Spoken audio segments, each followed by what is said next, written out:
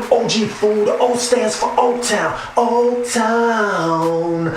Old Town. I'm not even a Golden State Warriors fan, but I was just singing that classic Hammer because it was appropriate. The Golden State Warriors laid the hammer down on the Cleveland LeBronaliers. Yes, they are back full 100%. The Cleveland LeBronaliers. What you thought? What you think? That serious? You thought LeBron James was going to score 51 again?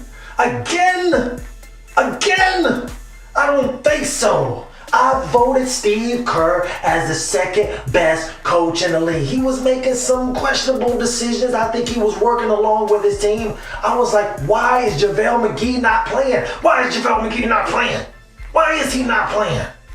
Besides that, if you're enjoying these videos, and I hope you are, and I enjoy making them, make sure you subscribe to the channel, hit that notification bell so you're alerted every time there's a brand new video. Go ahead, leave a comment, like, and subscribe. Even if you dislike it, thumbs down. Tell me why you hate it, and I'll try to do my best to be better, because that's what we all here for. I'm trying to be the best that I can be.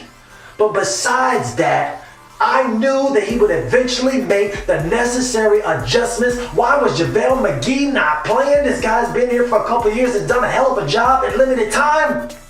The guy starts the game, did hardly even play it against these Houston Rockets. He's hardly even played the whole entire playoffs. They've been going with Kevon Looney and George Bell. George Bell. I don't like saying Jordan. I don't want to invoke the names of Michael, Jeffrey, James, Jordan. But Jordan Bell, they be like, oh, he's a little bit more mobile. They're both a little bit more mobile, more athletic. Hey, man, JaVale McGee, forget that Shaq to the Fool nonsense. He creates a whole nother dynamic. His defense is severely underrated. He can move his feet. He opens up the spectrum of passing lanes. You know, you're passing to a guy that's 6'8". This guy is like 7'2", has arms longer than I am. Okay, pause. Okay, can jump out of the building and is used to catching those alley-oops. It creates a whole new dynamic. It opens up the entire paint. Then LeBron James was having dunk after dunk in that first game. He was driving to the lane every time. You know, still powering through people because they didn't have anybody to stop him. They didn't have anybody to stop. Kevon Looney's only like 6'8", 6'9". Jordan Bell's like 6'8", 6'9". Yeah, these guys play above the rim a little bit, but not like JaVale McGee. Came in there, I think he had like 12 points, went 6 of 6. Can't nobody stop him. Can't nobody stop him. He do what he do. He rolls to the basket. He catches alley-oops. Like I said, man, he knows how to play defense. Let this guy get some more minutes. He changed the whole entire dynamic of the game. The game was entirely changed from JaVale McGee. Yes. They allowed them to put more pressure. How much more, Kobe? More pressure on LeBron James. This guy is not superhuman. He needs help.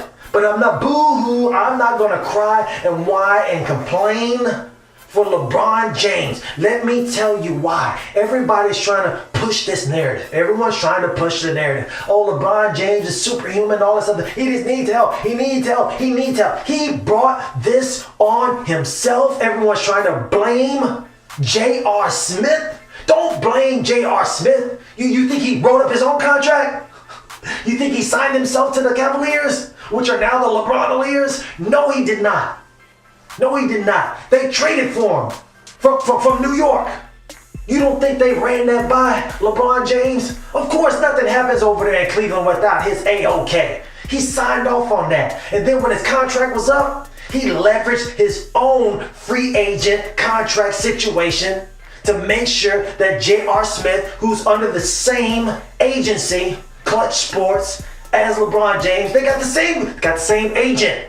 He did a solid for him. So don't get mad now that he's not coming through for you in the clutch. I know that's a bad pun, but he's not coming through for you. Don't get mad because he averages like 9 points a game or 7 points a game. That's what he do. You signed up for that. J.R. Smith is making like $15 million this year. Don't boo-hoo. Don't boo-hoo for LeBron. Don't boo-hoo for J.R. Smith. These boys are getting paid. And LeBron James A-OK'd all those decisions. Tristan Thompson also shares an agent at Clutch Sports with LeBron James. He leveraged his contract situation to get Tristan Thompson that money. So don't get mad when he only scores 4 points a game. They're like, oh man, LeBron needs some more help. Oh, LeBron needs some more help. You made it that way. You made it that way. Tristan Thompson's been averaging about 4 or 5 shots a game. How can you expect him to produce more when you don't give him shots? Shots. He ain't getting no shots. He ain't getting no opportunity. J.R. Smith shoots like 7, 9 times a game. That's 2 times a quarter. How many points do you expect him to hit? How can he help when you're taking all the shots? Man, hey, look, don't be confused. Don't get confused by this narrative. ESPN, Disney, these guys are brilliant. They need you to continue to believe in LeBron James, that he's superhuman enough that he can overcome this great team, this dynastic team of the Golden State Warriors. So they need to find another scapegoat. If you blame it all on LeBron James, everybody's like, there's no hope. There's no reason for us to continue watching the series. And if there's somehow he gets to the finals again next year, there will be no reason to watch it if we thought it was all LeBron James's fault. So we'll blame it on J.R. Smith. We'll blame it on Kyle Korver, George Hill, anybody else, to make sure our golden boy, who has been carrying the league during these playoffs, it doesn't matter who they're playing Toronto Raptors. Can you name one person on the Toronto Raptors? How about the Pacers? Even though I know because I'm a basketball enthusiast, nobody knows who those teams are, but they got robust ratings, ginormous ratings because of LeBron James. So you got to keep this guy on a pedestal. Everybody's like, oh, he's getting all these great numbers. He's playing the whole entire game. That's how you stare at the narrative. He's playing the whole game. He gave you 51. It's okay. Look, if the team normally averages 100 points a game, okay, and he normally averages about 30 a game, but he gets 50, and the team still scores 100, you didn't do any more than what the team normally does. All you did was take the normal amount of points that the team scores, and you just scored more of them. That's all you did. You just took more of the shots, so you scored more of the points, so everybody else's numbers go down. Everyone else didn't get their normal shots, normal points, and you just scored more. The team normally scores 100, but y'all scored 120 today because you scored 20 extra points. He's just taking points and stats from everybody else because they're not playing, because he's playing 48 minutes a game. Doesn't make any sense. Don't get bamboozled and hoodwinked, led astray from what's really going on here. Those fantastic performances are only great if everybody else continues to get what they normally get and you just exceed your normal production level. If you're exceeding your normal production level by taking away from everyone else on the team, you didn't really add anything to the game. Like, oh man, he needs some help. He didn't allow anybody to help. You took away from what they were doing. I get no love for that, no dap for that. Yeah, you A-OK those big contracts to Tristan Thompson and J.R. Smith. Now you gotta live with it. Don't get mad, don't boo-hoo for this guy. Not only those two guys, but David Black had coached a team to the best record in the East. When they took the break for the All-Star game, then David Black got fired. Why? Because his boy, Tyronn Lue, was the assistant coach. He was one of the highest paid assistant coaches in the league. He wanted him to be the head coach. LeBron James had a problem with David Black. They kept clashing. Like I said, they had the best record in the East. And the guy got fired. LeBron James got that man fired just because he wanted his boy in the place. And now Ty Lue is not doing the job that needs to be done. He's not making any adjustments. Steve Kerr made those adjustments. He said, JaVale McGee, he creates a totally different dynamic. Let's let him start. I know he hardly even played during the Houston series. Man, he ain't hardly been playing the whole playoffs. But he knew what to do. He knew the right buttons to push. That's how you make adjustments. Ty Lue ain't made no adjustments. The guy comes from off a concussion protocol, Kevin Love, and he goes back to starting. He can't guard anyone. He can't guard anybody. They killed him today. They actually Hey, they realized, they said, man, during that fourth quarter last game, they said, wow, what did we really do? Steph wasn't being aggressive. They were just going at one at the top, KD. They were just giving him the ball and going off to the side, not running any offense. That's the only thing that kept the Cavs in the game the first game. They said, you know what? We can get it to KD, but we're going to need Steph to be more aggressive, says Kobe. Need him to be more aggressive. We're going to run offense, and then we'll give it to KD to let him go on one-on-one while we're running offense on these side screens on the other side of the court to create some balance so they can't come off and double team. KD took a bunch of bad shots last game because he was just going one-on-one. Everyone was standing around watching him. He made those adjustments. They were running screens on the other side of the ball and allowed him to go one-on-one, turn around, fade away, jump shot right over George Hill. George Hill was aggressive. He was aggressive today. He came out. He looked, oh my God. Did you see him when he shot those free throws? Those free throws in that first game, he looked shook like a James Bond martini. He wanted no parts of shooting free throws. He looked like he had seen a goal. He didn't want no parts of that. He was so lucky. He was relieved. That's the word I'm looking for. He was relieved when he wasn't excited. Relieved when that first one went in. He was let me go and get dap. That second one, you knew it wasn't going in. And he short-armed it. No, don't get mad. Look, and don't get mad at J.R. Smith. Don't get mad at J.R. Smith. If he hadn't gotten that offensive rebound, they would have gotten the ball. KD would have gotten the rebound, called a timeout. They'd have had 4 seconds to get a shot off to win the game. So don't get mad at this guy. He made a little mistake. That doesn't give you an excuse not to come out and perform in overtime. What did LeBron do in overtime? Sucked. They got blowed out. The same thing that happened today. They played as a team. They made the necessary adjustments. And the guys that you got contracts for, Tristan Thompson, was trash. Non-existent. Went back to being Tristan Kardashian. Then J.R. Smith was non-existent. Hot garbage. Ty Lue was hot garbage. He was even hotter garbage. Made no adjustments. They made all the adjustments. Look, if you don't believe me, look at the tape. Those calls. I'm a little tired of people go, hey man, what do you think about those foul calls? What do you think about the bad calls? By the refs, trying to push this narrative that the refs lost in the game. They shot 27% from three. How is it? Oh, it's rigged, man. The NBA is rigged because all the referees think that block charge call. They shot 27% from three. 27% in that first game. Hello? How did the rest? Did they rig that too? Did the NBA rig that too? All them bricks they were throwing up? Not only did they shoot all them bricks, they continued to shoot it. That's what lost them the game. They shot 27% from three. That's the problem. Don't worry about one call at the end of the game, all that nonsense. All them bricks, them houses y'all were building. NBA cares. That's what caused them to lose the game. Had nothing to do with the refs.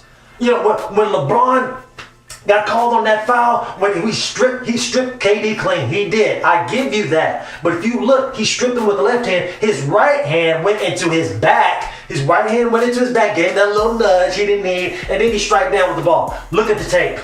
Tape don't lie. Look at it. It was the right call. Now, when he went down on the other end of the court, I think KD reached in and he slapped. He grabbed all arm, wrist, all that. He grabbed all that.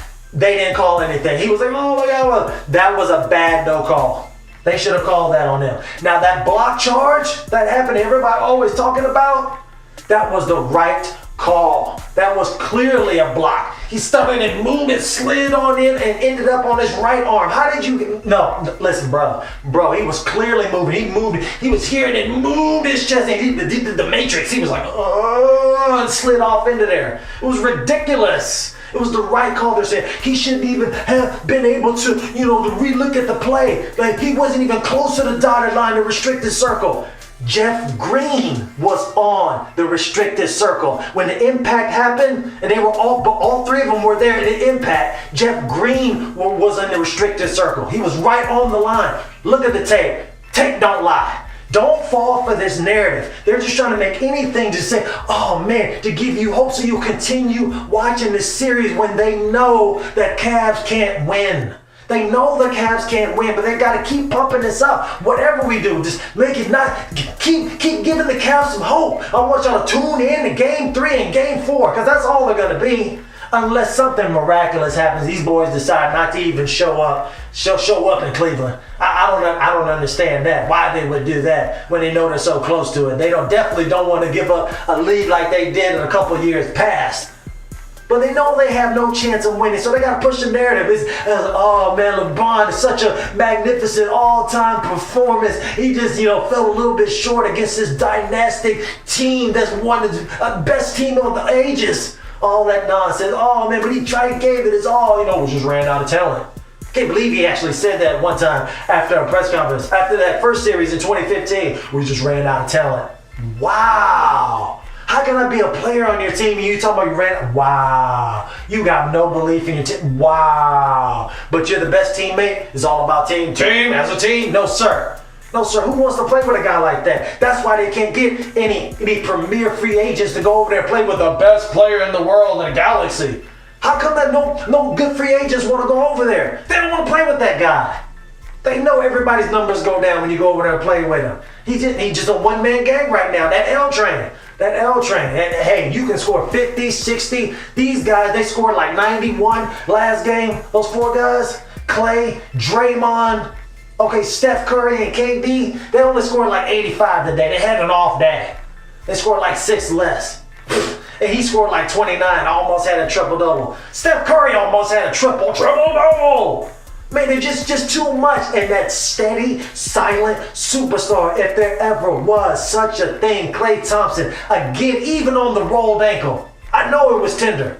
Still came out there and played like professional, laying it down, keeping everybody steady. I mean, Cleveland made a couple of runs. They brought it down to 5, 6 a couple times. But Klay Thompson coming up screen, knock down shot, and layup. He was driving in, post up, going up underneath. The boy was a silent superstar, had 20 points, shot like 63% from the field. No one's even talking about that because, Steph had a fantastic shooting night, especially from 3. Hit like 9 threes, the most ever in the finals, passing the great, fantastic Ray Allen. Man, they can't win.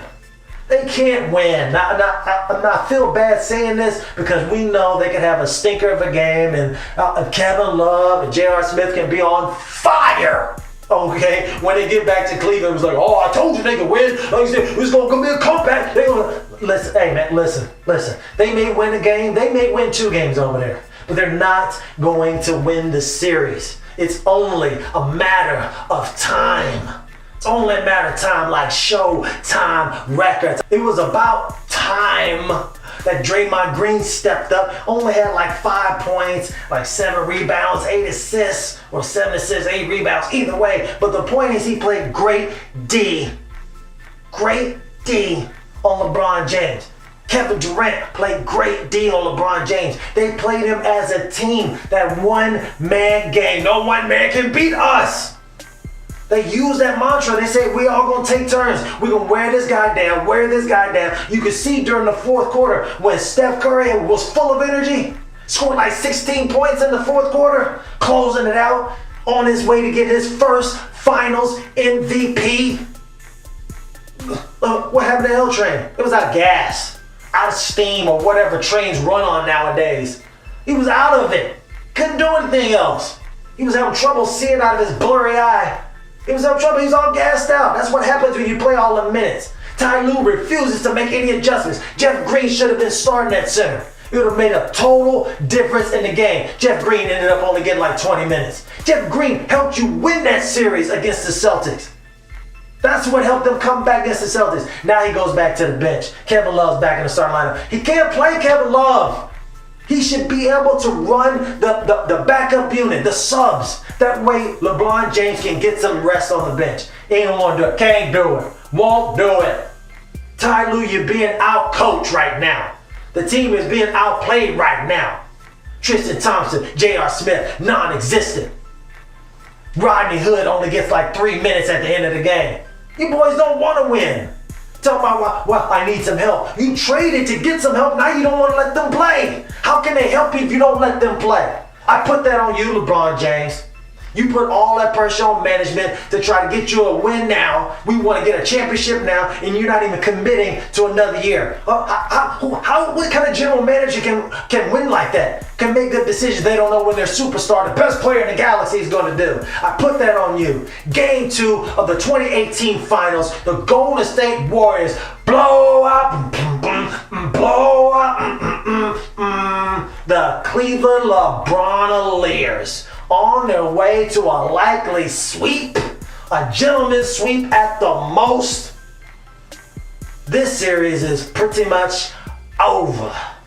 There you have it. Those have been my views for today. If you enjoyed the video, make sure you subscribe to the channel. Hit that notification bell right next to it so you're alerted every time there's a brand new video. If you think they may enjoy the content, feel free to share this with your friends, your families, your homies, your neighbors, your BFFs forever, your boss, your co-workers, your fans, and your followers. I'm Ironman from the music group theLottory, Showtime Records, and that's just how I see it. Be blessed and Godspeed. Feel free to give this video a big thumbs up if you enjoy it. Really and truly appreciate it.